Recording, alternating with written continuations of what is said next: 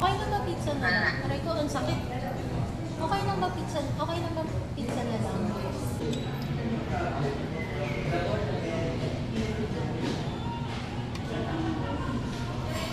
Team? 3,000 lang naman. Ha?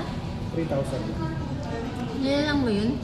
Kaya, alam paano ko nalaman yun? Tangin na sa Dinagat Island kami. Nung gabi, nasa bangka kami, 7 o'clock. Madilim lahat. Nakita ko, tangin na parang meron akong transaction ng 3,000 dito. Kasi wala akong signal sa bundok eh, sa island eh. So na ano ako, na-build na... Saan nalapit mo kay Globe mismo? Hindi, Gcash nga eh. May Gcash na mismo. Di ba may pakot? Hindi, report ko. Kasi nireport, kinancel ko yung card ko. Kasi baka na-hack eh. Baka... Ano magagawa ng palit pin?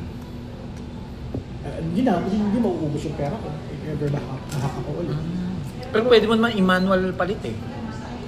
Di ba? Ewan ko ba't ginawa nila. I was expecting something na may kukontak sa akin tao. Wala. Tapos hindi mo na pinalo up? Hindi ba?